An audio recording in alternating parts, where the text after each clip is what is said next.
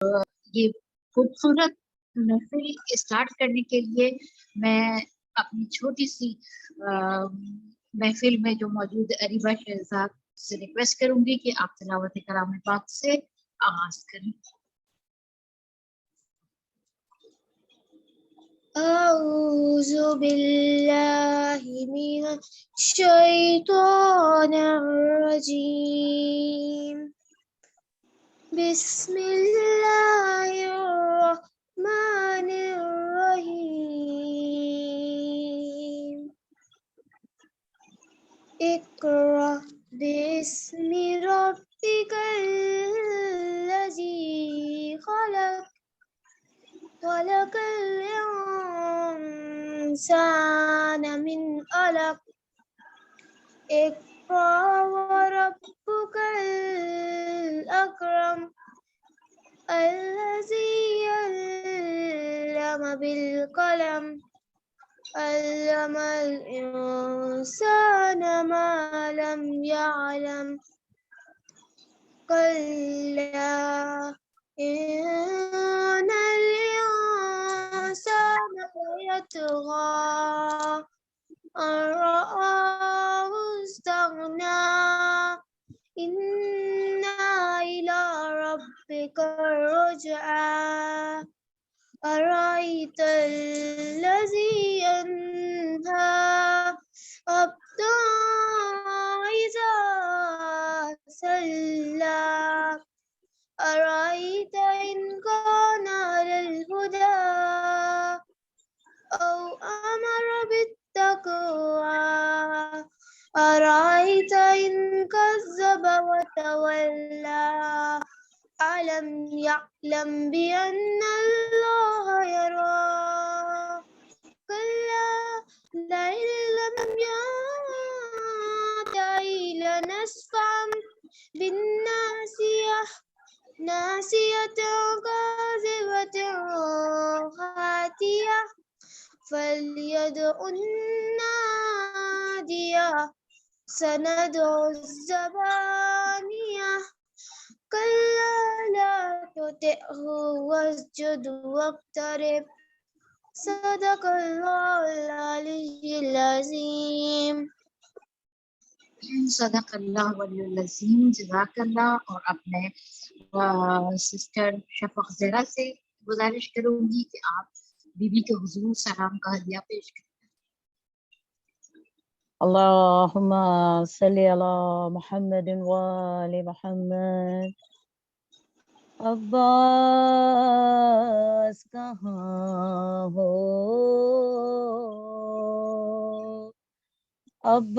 عباس کہاں ہو، کہتے تھے شہیدی میرے عباس کہاں ہو عباس کہاں ہو عباس کہاں ہو، تنہا ہوں کھڑا دستے بلا میں برادر، دیکھو ذرا کر دیکھو ذرا کر، پالا تھا جنہیں نازوں سے سوتے ہیں کہاں وہ عباس کہاں ہو،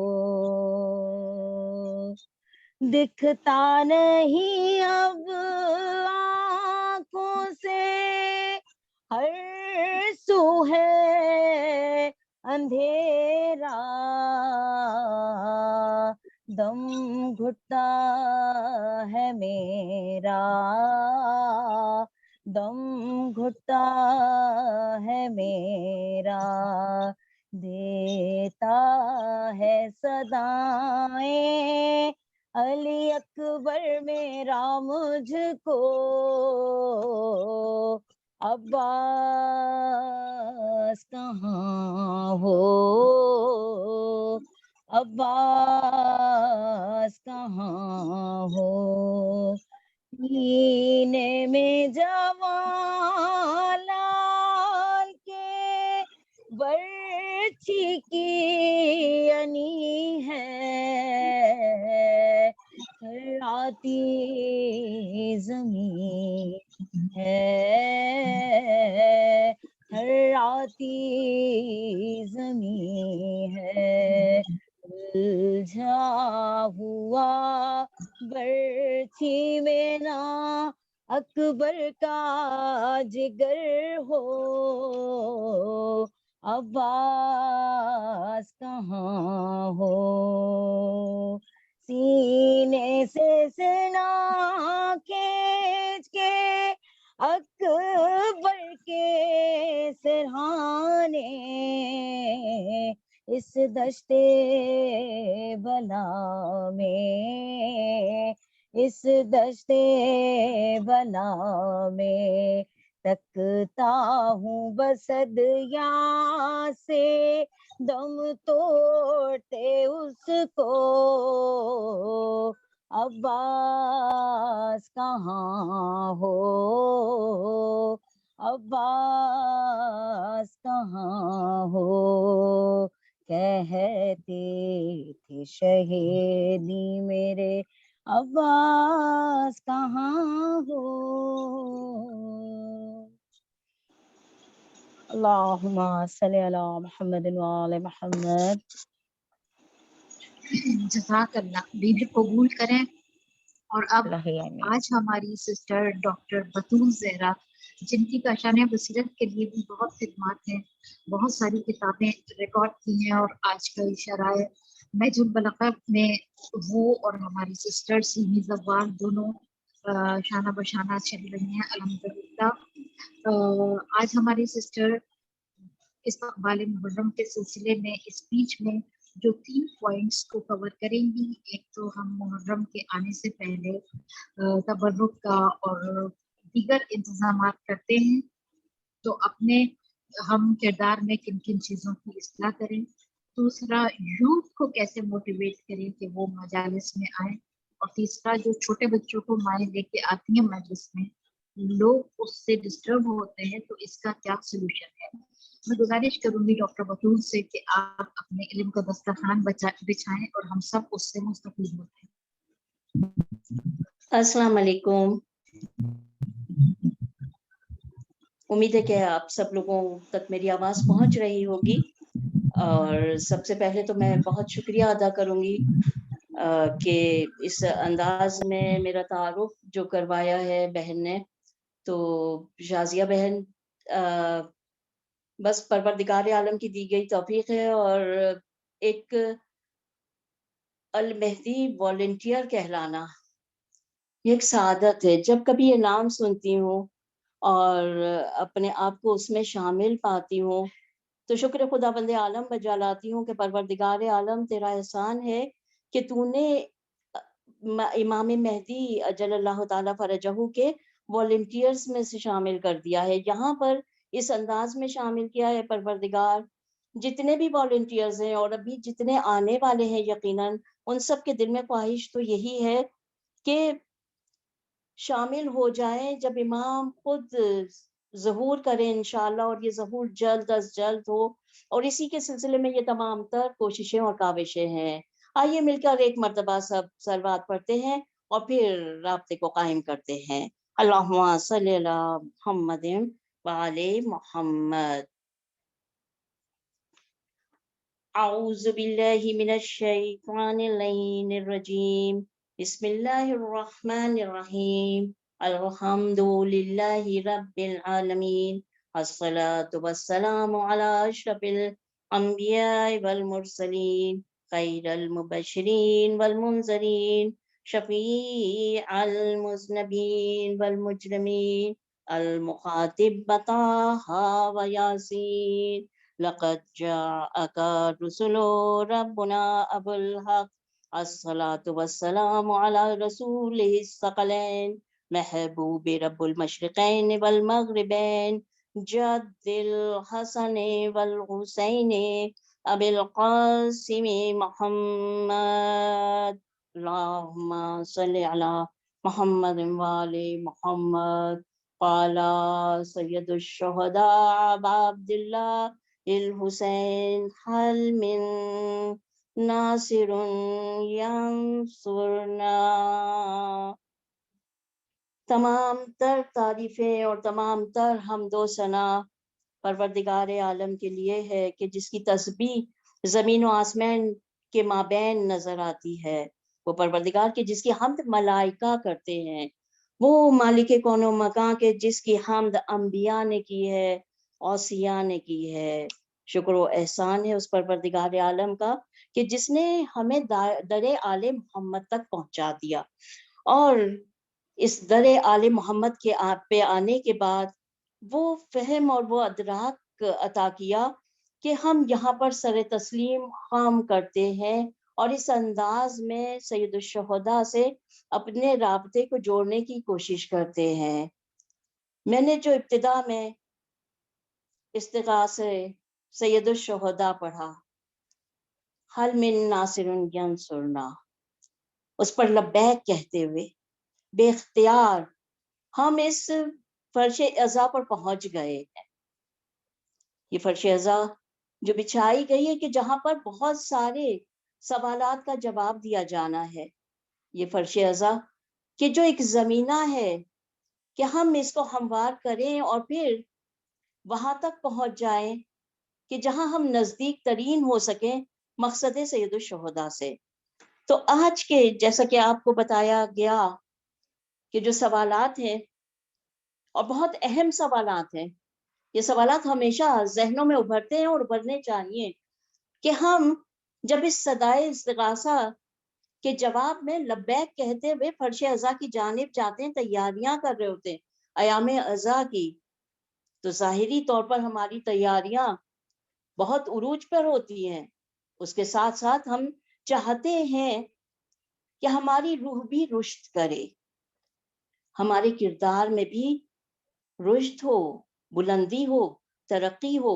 تو مجھے کیا کیا کرنا چاہیے؟ ظاہری تیاریوں کے اعتبار سے مجھے سمجھ میں آتا ہے کہ میں عزا خانے کو سجا رہی ہوں، مجھے سمجھ میں آتا ہے کہ مجھے اس عزا خانے کے لیے کیا کیا کرنا ہے، مجھے سمجھ میں آتا ہے کہ میں جو امام کے عزادار آئیں گے ان کی خدمت کے لیے کیا کروں. لیکن جب کہ میں اپنے اندر کو، میں اپنے آپ کو، میں امام کے قریب جانے والی ہوں، اس جگہ میں داخل ہونے والی ہوں کہ جو حرم سید الشہداء کا درجہ رکھتی ہے. ہمیں بارہا یہ روایات ملی ہیں کہ جہاں جہاں فرش عزائے حسینی بچھایا جائے اسے فقط ایک خالی مکان، ایک کمرے میں بچھایا جانے والا فرش نہ سمجھا جائے. گویا کہ یہ ایسا ہے کہ ہم سید الشہداء کے حرم میں داخل ہو رہے ہیں، اور جب کسی معصوم کے حرم میں، خصوصاً سید الشہداء کا حرم، روح پاکیزہ چاہیے، دل بطہارت ہو، روح رشد کی جانب ہو، اس انداز میں داخل ہونا ہے. تو اس کے لیے مجھے کرنا کیا کیا ہے؟ تو اس کے لیے سب سے پہلے جو مجھے سمجھ میں آتا ہے کہ مجھے جو سمجھنا ہے وہ یہ سمجھنا ہے کہ شخصیت کیا ہے کہ میں جس سے رابطے کو جوڑنے کے لیے جا رہی ہوں. شخصیت شناسی ہونا چاہیے، سید الشہداء کو سمجھنے کی کوشش ہونی چاہیے. میں سمجھوں، اور میں کس طرح سے سمجھ سکوں گی کہ سید الشہداء کیا ہے؟ آئیے انہی کی زبانی سے ہم جانیں. اور بہت ساری روایات ہیں، میں پتہ چلتا ہے وہ کون ہے، وہ امام حسین اور ابا عبداللہ الحسین کون ہے. اگر پہلا پوائنٹ بیان کروں کہ حدیث رسول مکرم اسلام، کہ جہاں پر رسول مکرم کسی کے لیے یہ جملہ نہیں کہتے، یہ حدیث کسی کے لیے نہیں ملتی، سید الشہداء کے لیے کہتے ہیں حسین منی आना मिनल हुसैन, हुसैन मुझसे है, मैं हुसैन से हूँ। समझें, यहाँ पर अब रुक के मुझे सोचना है कि सैयदुल शुहदा की जात वो है, मैं उस जात के हरम में दाखिल हो रही हूँ, मैं उस जात से करीब तर होने की कोशिश कर रही हूँ जिसके लिए रसूल मुकर्रम इस्लाम ये कह रहे हैं कि मैं हुसैन से हूँ। उसके बाद आइए उस खुतबे की जानिब चलते हैं कि जो सैयदुल शुहदा ने अपने अकरबा और असाब बावफा के दरमियान उस रात में पढ़ा है कि जब चराग को गोल कर दिया है, और बताते हैं और बोल रहे हैं कि मैं अल्लाह की बेहतरीन सना करता हूँ, खुशी और गमी में उसकी हम्द करता हूँ। ये शख्सियत है इमाम हुसैन अलैहिस्सलाम की, नजदीक तरीन है परवरदिगारे आलम से। मुझे ये समझना है, मैं उस शख्सियत की बारगाह में हाजिर होने जा रही हूँ। मुझे अपने अंदर जो तब्दीली लानी है वो ये तब्दीली लानी है कि अगर कुछ दूरी है खुदा से तो उसको कुर्बत में बदल देना है। क्यों?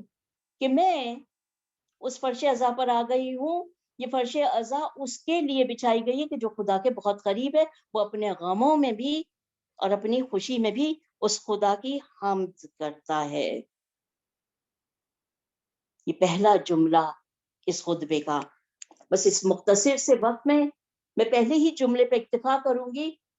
तो पहला पॉइंट ये है कि शख्सियत शनासी करनी है, इमाम हुसैन को समझना है, उनके खसाइस को समझना है, उनके फजाइल को, उनके मर्तबे को, उनकी पर्सनैलिटी को समझना है कि दर हकीकत सैयद शुहदा है क्या वो वाहिद, अगर आपके फजाइल को देखा जाए तो वो वाहिद हस्ती है कि जिनके ज़ियारत नामे को जब हम पढ़ते हैं तो आपकी ज़ात ही पर फकत सलाम नहीं भेजा गया है, आपके आज़ाओ जवारे पे सलाम भेजा गया है।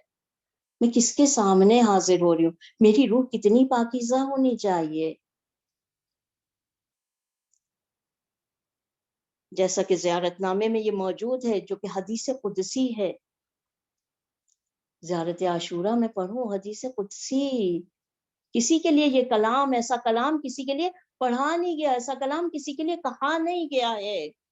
और मैं खुश नसीब हूँ, हम सब खुश नसीब हैं कि हम उस दर से वाबस्ता हैं कि जो हामिले हदीस कुदसी बन जाए, जिसके आज़ाओ जवारे पर सलाम भेजा जाए और इस अंदाज में सलाम भेजा जाए, मेरा सलाम हो आपके कटे हुए सर पर, मेरा सलाम हो आपके शिकस्ता सीने पर, एक एक आज़ाओ जवारे पे सलाम।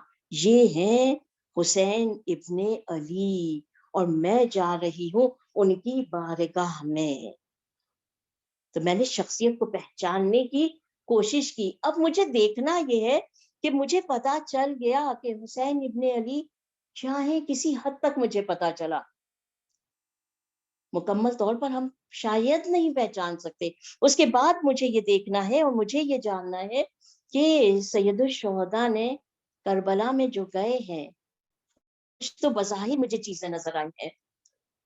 मुझे अपने अंदर तब्दीली यहाँ से बहुत तेजी से लानी है कि सैयदुल शुहदा के बारे में ये जानूं कि आपने किया क्या क्या वहां पर, आपका लाए अमल क्या था, ये शहादत पेश की है। तो खुद इमाम हुसैन अलैहिस्सलाम जब रवाना हो रहे हैं मदीना से, तो बहुत वाज़ेह अल्फाज में, और ये मुझे पता है, आपको पता है, हम सबको पता है कि सैयद शुहदा ने रवानगी के वक्त जो वसीयतनामा तहरीर फरमाया है, वहां से पता चलता है, इब्तिदा हो रही है और पता चल रहा है कि सैयद शुहदा क्या करने के लिए जा रहे हैं, और मैं जब उनको फॉलो कर रही हूँ तो मुझे भी अपनी जिंदगी में इसी को राइज करना है। कुछ पॉइंट से आप जब वसीयतनामा लिखते हैं तो लिखते हैं कि ये हुसैन इब्ने अली की वसीयत है अपने भाई मोहम्मद हनफिया के नाम। हुसैन गवाही देता है कि अल्लाह के सिवा कोई माबूद नहीं और ना ही इसका कोई शरीक है। मोहम्मद सल्लल्लाहु अलैहि वसल्लम अल्लाह के बंदे और उसके रसूल हैं। यानी अकीदे पे मजबूती से जमा रहना, जा रहे हैं आप, वसीयत कर रहे हैं, कुर्बानी देने के लिए जा रहे हैं आप, लेकिन शहादत दे रहे हैं, तौहीद बयान कर रहे हैं, रिसालत बयान कर रहे हैं। यही असलूब हमें सैयदा कौनैन जब दरबार में जाती हैं और खुतबा देती हैं, गई है फिदक का मुतालबा करने के लिए, लेकिन शहजादी वहां तौहीद बता रही है, रिसालत बता रही है, इमामत बता रही है। यानी मुझे ये पता चला कि मैं किसी भी मुकाम पे हूँ, किसी भी महाज पे हूँ, किसी भी जगह पे हूँ, और खुसूसियत से अब जबकि मैं परवरदिगार आलम की इनायत से अज़ादार भी हूँ और मुझे फिर मौका मिल रहा है अपनी जिंदगी में कि मैं फर्श अज़ा को बिछाऊंगी, तो मैं तौहीद को कितना समझी हूँ, मैंने तौहीद को कितना जाना है। और सैयदुल शुहदा में जहाँ बताऊं कि जो पूरी करबला में अब अब्दुल्लाह हुसैन ने जो दिखाया है ना, उन तजल्लियों में से अजीम तरीन तजल्ली जो करबला की तजल्लियां हैं, तौहीद दिखाई है इमाम ने, खुदा के जलवे दिखाए हैं। उस तपते सहरा में, उस मुकाम पर, उस शिद्दत की प्यास में सैयदुल शुहदा ने परवरदिगार आलम की तजल्ली दिखाई, और इस रंग को, इस तौहीद को जनाबे ज़ैनब कुबरा ने जाना है, समझा है, देखा है। और जब देखा है तो वो दुख्तरे सैयदा कौनैन जब दरबार में दाखिल होती हैं और कहा जाता है कि देखा तुम्हारे खुदा ने तुम्हारे साथ क्या किया, तो वो बताती है कि मैंने करबला में क्या देखा। मुझे भी उन्हीं चीजों को ढूंढना है, मुझे भी खुदा को इस अंदाज में देखना है, मुझे भी खुदा को समझना है कि जहां पर मैं शहजादी के इस जुमले को समझ सकूं, मा रायतो इल्ला जमीला, मैंने करबला के मैदान में फकत हुस्नो जमाले परवरदिगारे आलम को देखा है।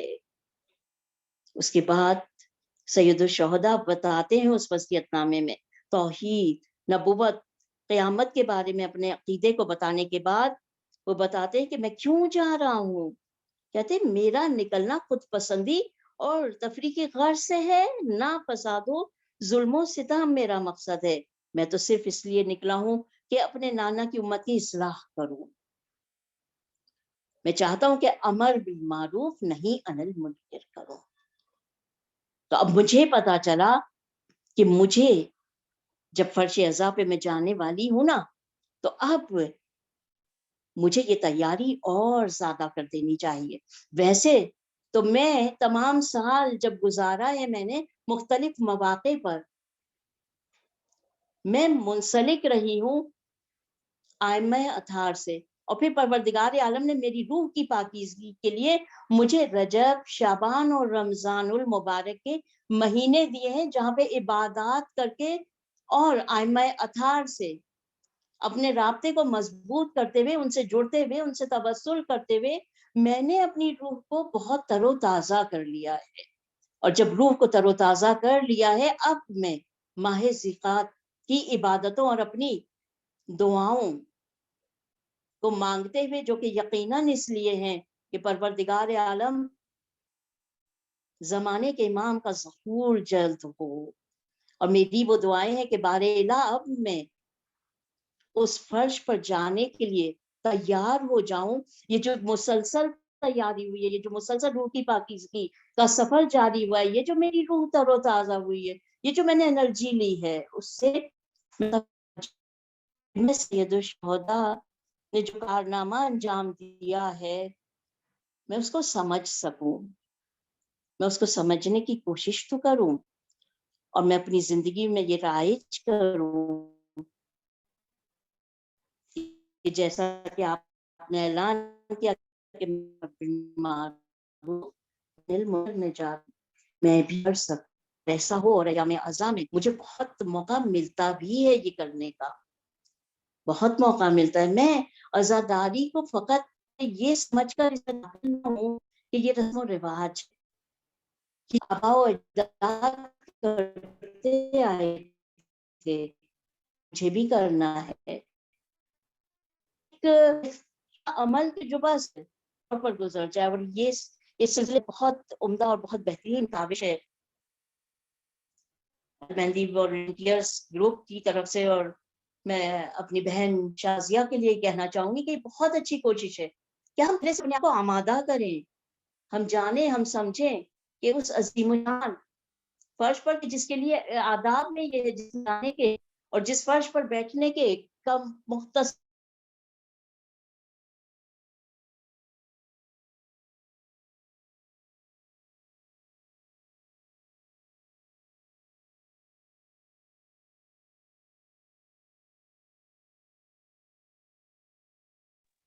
ڈاکٹر بطول آف لائن ہو گئی ہیں، میرے خیال ان کے نیٹ کا پرابلم ہے، آ گئی ہیں جی۔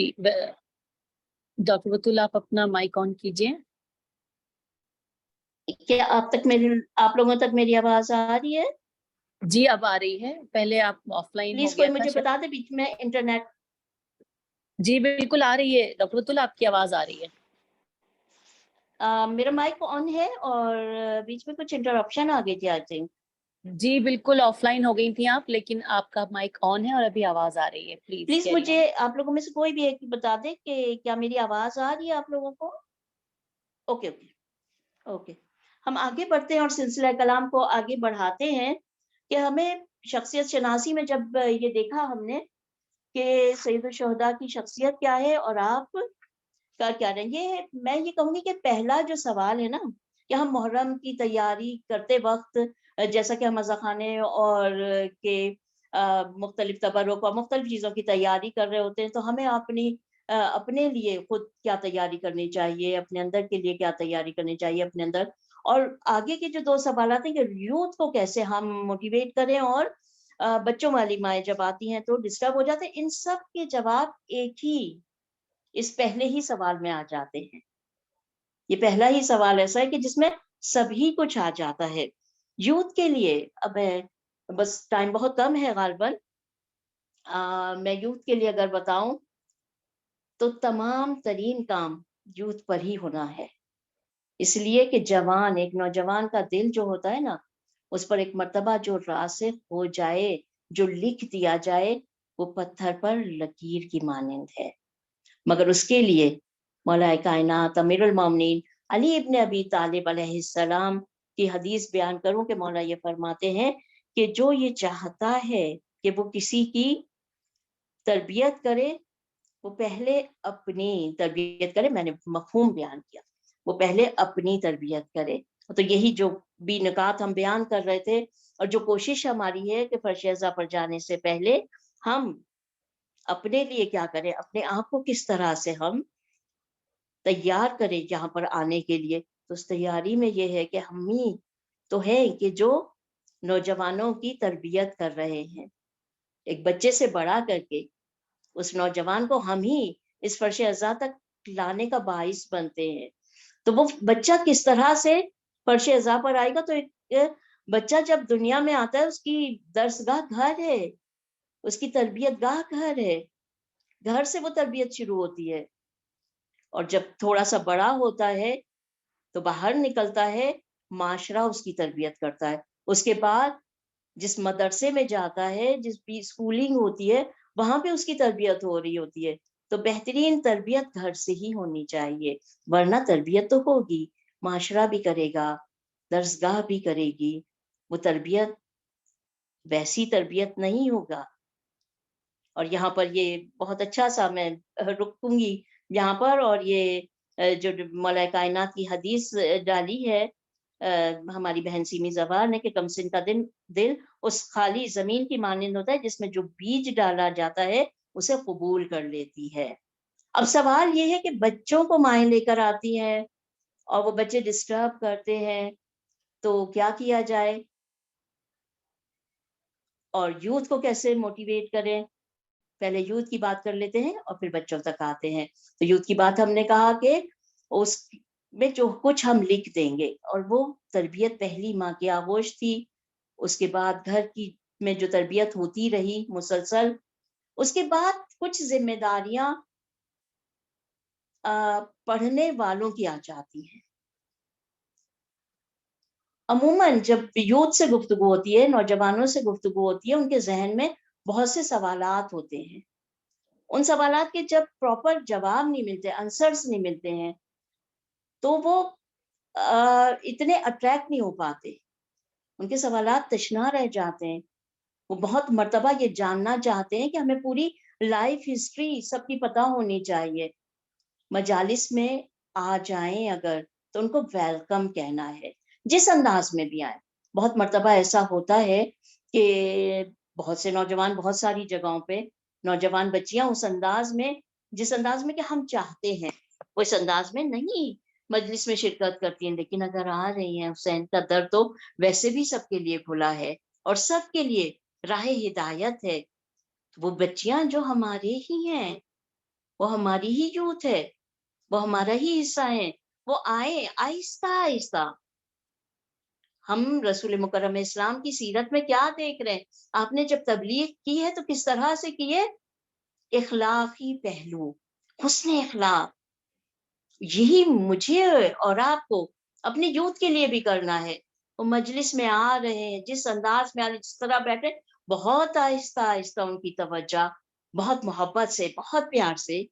میں بہت آسان الفاظ میں کر کے ان چیزوں کو بیان کر رہی ہوں کہ اس طریقے سے ان کو اٹریکٹ کرنا ہے. گفتگو بہت آسان ہو, بہت سادہ ہو, عمومی زندگی کے متعلق ہو, آئمہ اطہار سے ربط رکھتے ہوئے اس انداز کی گفتگو کی جائے جو ان کو ڈیلی جو چیزوں کا سامنا کرنا پڑ رہا ہے. قرآن مجید کی آیتیں, کیونکہ قرآن وہ کتاب ہے اور آئمہ اطہار کی زندگی وہ زندگی ہے جو قیامت کے تک کے لیے نمونہ عمل ہے.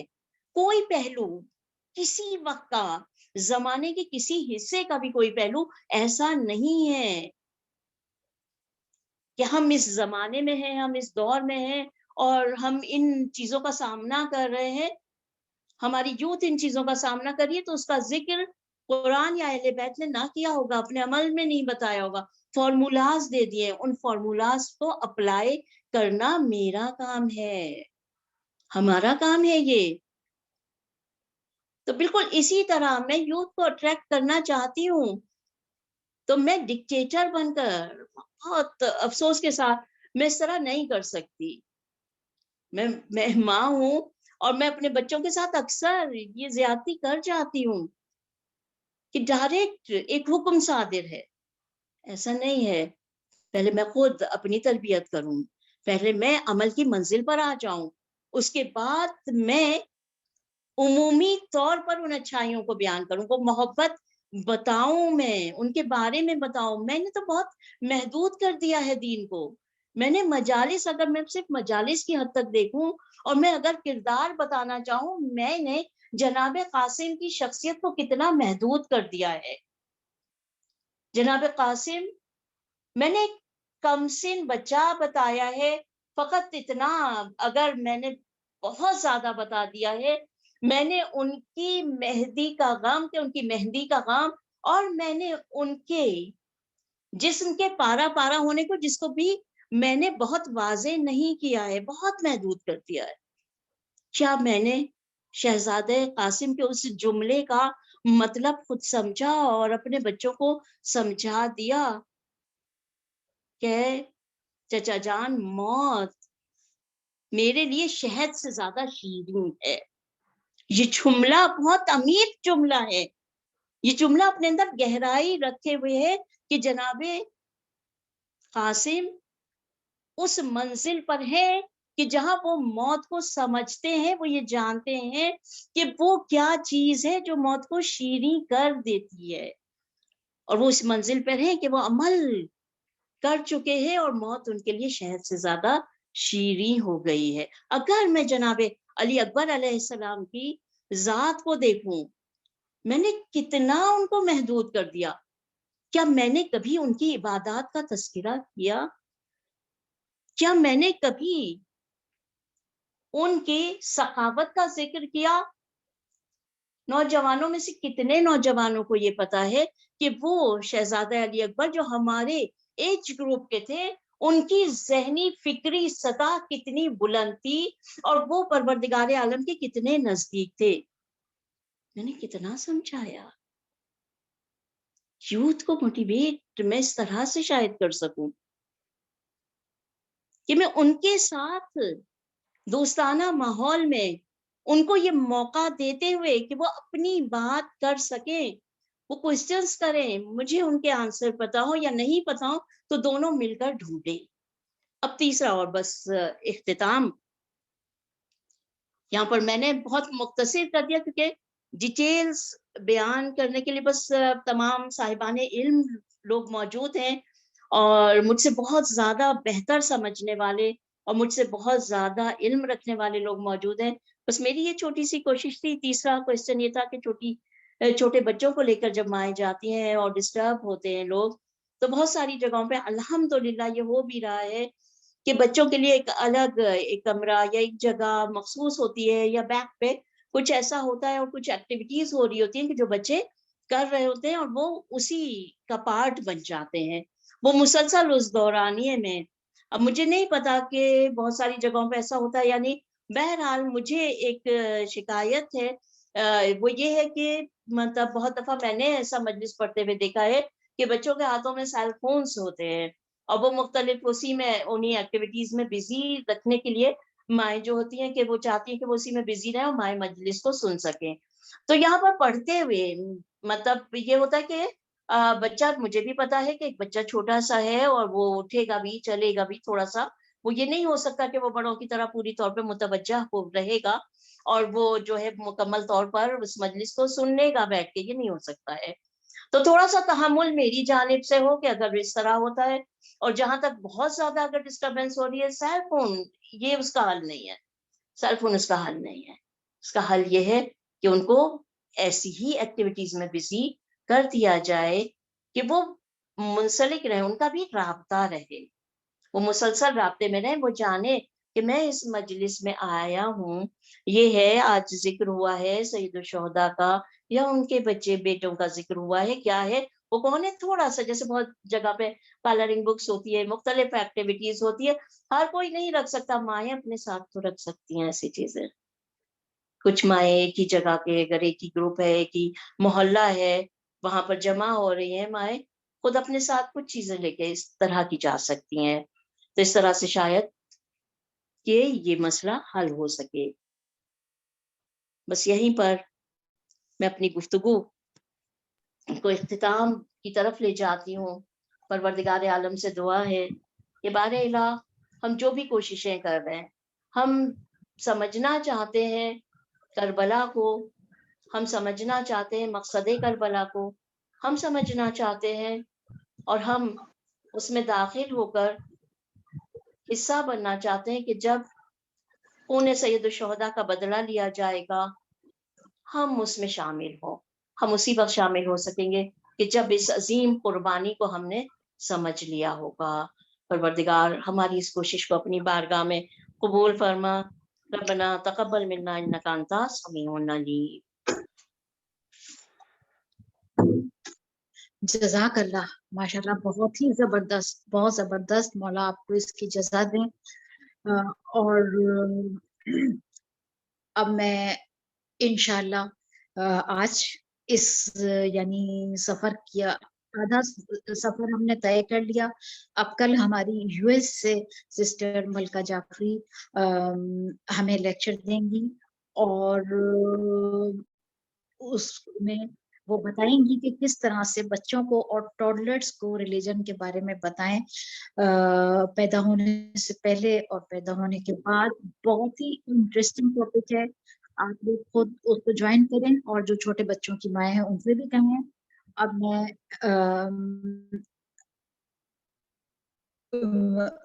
کہوں گی کہ بیٹا آپ دعا سلامتی امام زمانہ پڑھیں اور پھر ہم اس نشست سے خداحافظ کرتے ہیں. بسم اللہ الرحمن الرحیم. اللہم کل ولیک حجت ابن الحسن صلواتک علیہ